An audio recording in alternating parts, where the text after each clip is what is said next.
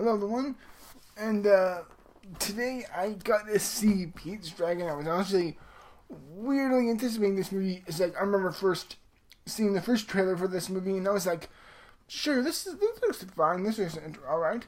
Second trailer and third trailer comes around, I'm like, okay, this really looks good. And after the great success of Jungle Book, which was really good this year, and how much I freaking love that film, of course, this is like, there's a lot of feeling of like this movie, Pete's Dragon, being compared to that. So I'm like, yeah, forget the comparison. This is see how Pete's Dragon is on its own.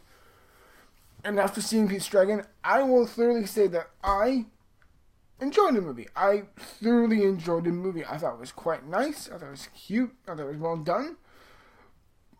The main story of this movie is essentially, it's in the Pacific Northwest, and it's about this woman.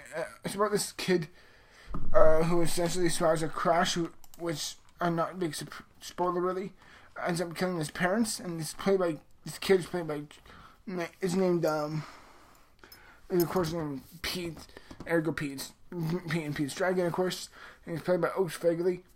It was essentially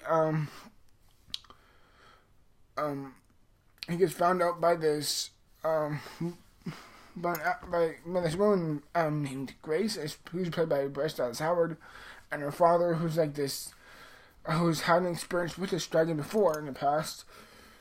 And he's like, you know how this, he's kind of like the fortune teller. He's like, oh, I'll tell you about this story. I once had this experience with this before. And I really like his angle in there. I really like that perspective. And you also have Wes Bentley in this movie, and also Carl Urban in this, who, anything with Carl Urban I'm in for. Is like, I'm automatically going to see that no matter what. And yeah, for the record, I chose Lion King here because it's the closest thing I have for Disney animal movie. Joan Revlin said that, so yeah. You straight up asked me, what's my favorite part of this movie? Elliot the Dragon. Elliot the Dragon is the best animal I've seen in the film. Or I would say he's the best dragon in film since Smaug and the Hobbit movies. This dragon is exceptionally awesome. I love this dragon. I love the way he looks. I love how he has this cool jade green to him. I just love how it looks. The CG, I was a bit worried about it. It looks friggin' marvelous. In 2D, I saw this movie in 2D. I've heard someone say 3D doesn't work too well. 2D, I've just seen it in 2D. It works brilliantly.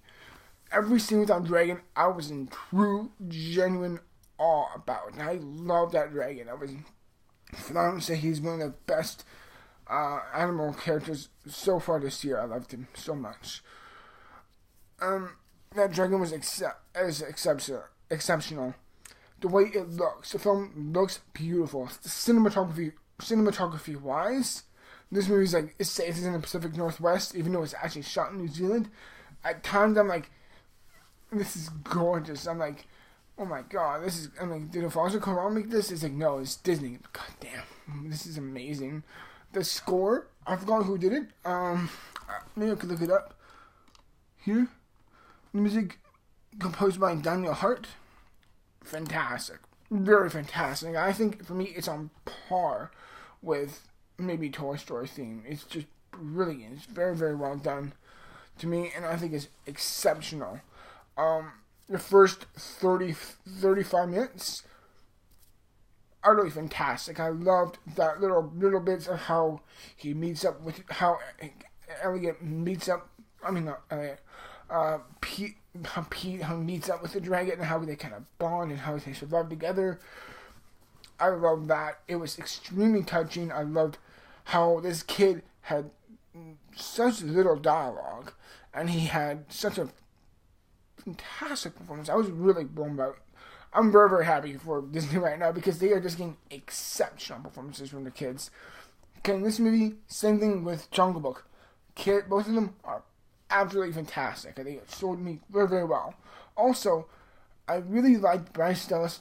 I really liked Robert Redford's character. He kind of had that feeling of the classic grandfather feeling of, like the cool old man type of feeling who could tell you a really fun, cool, nostalgic story that he had in his past.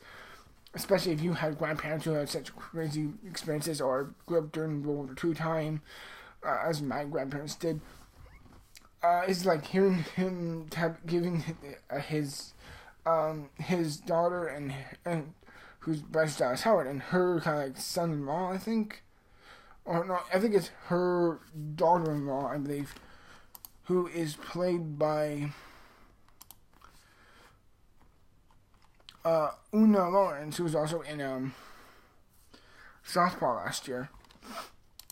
I'm very tired. Even though we're like 5 in there. Regardless, I loved that relationship there. I loved Robert Redford's character, and I loved his relevance to the story. I thought he really added a longevity and a great age and a mystery feeling to it, and I really loved his character. I also liked Bryce Dallas Howard's character in this movie, even though I will say the way she talked did feel a bit. That was embarrassing right there. The way she talked did feel a bit, talking down to it. It's like, oh, how are you today? It's like you can tell she's just talking to a child. It just didn't feel that genuine as like okay as she was as a character. I'm just like, yeah, you're trying, but it's like when you're making a movie, this is a family movie, and yet she's talking to the kid like if like 6 years, if kids were watching this and they were 6 years old and under, like like as much as we all love kids, we kind of do have to lower ourselves. It's like, hey kid, it's like we kind of have to. I wouldn't say talk down to you, but talk a bit more simple towards them. Every time she talks in this film, I'm like, I love you, but it's like, this is painful. But regardless, there's so much of this film I really did enjoy a lot. The way it's shot, the way it looked, the CG, the Elliot the Dragon, the performances by Robert Redford and the kid. I liked the character by Bryce Howard. All that was really, really good. There's some pacing issues. By the hour point, I could definitely feel the film grinding to a halt. And I'm like, okay, I could really feel this aching through. And I'm like, all right, this is fine. I mean, it's alright. Like, I'm thoroughly on the journey here. But it's like, yeah, pick up the pace, please. It's just like, it just slows down to grow, especially how they it changes with how Elliot the Dragon is going to be exposed to this little small town in the Pacific Northwest. And it's kind of like, how he's going to expose and how the town kind of sees the dragon.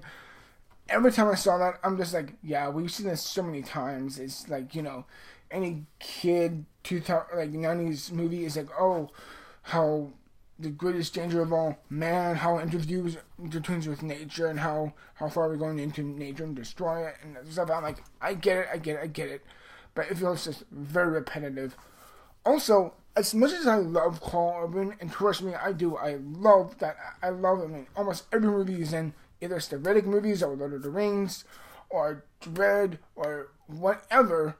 He's so awesome. In this movie, again, he gives a fine performance, but it's like his character is so stock and boring and cliche that I'm like, God damn it!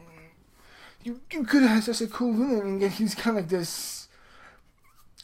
I forgot what it is. It's kind of like an ex-boyfriend, maybe, to Bryce Dallas Howard. I forget, but it's like the most stale, paint-by-numbers character you can possibly imagine. And for me, I just like, I was personally just like, yeah, you're boring. But regardless of that, I'm just like, yeah, there's a lot of pacing issues. I do think it was, and the characters, while I did enjoy a bit of the characters, they felt very simple. This is a simple family movie. There's not much depth to it. There's not much layers to it. It's like a vanilla flavored Disney movie. It's about as generic and cute as it can get. It's not overly whimsical, which I'm happy it isn't. but the same problem that I had with this film is the same problem I had with the BFG, is that I felt like it was, I wouldn't say whimsical, but it felt like a bit too played down for the kids.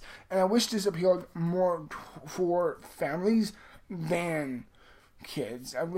Which I think, if you'd ask me which one do I like better, this or the BFG, I would say Pete's Dragon slightly more than BFG, but regardless.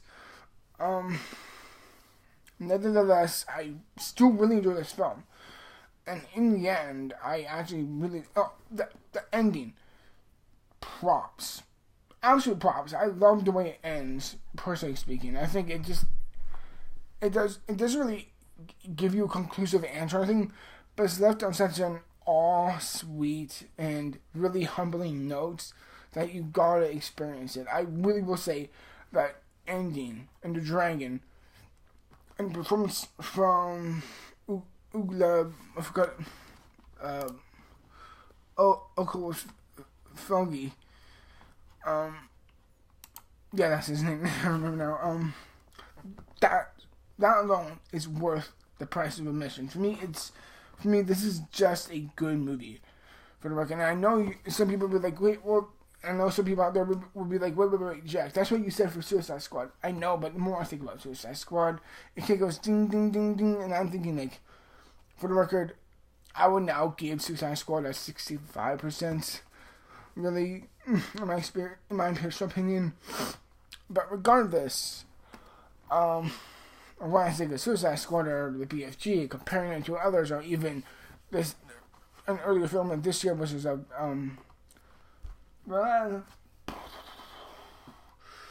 fuck was it? The Jungle Book. Regardless, I still really, really enjoyed Pete's Dragon. I would definitely say for me, it is worth the price of admission. I would in the end ultimately suggest this movie. It is a bit paint by numbers and is a simple cliche, and it does seem a bit like a diet kids movie. But regardless, I did really enjoy it. And for me, I would definitely rate Pete's Dragon, in my opinion. I would give the film,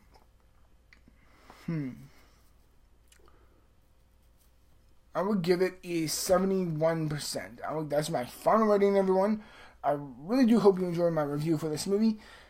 And, yes, I really do hope you enjoy it. And stick around for Sunday, which for my review of Sausage Party will be up, which I will see Sausage Party on Sunday, and I'll give you my review then.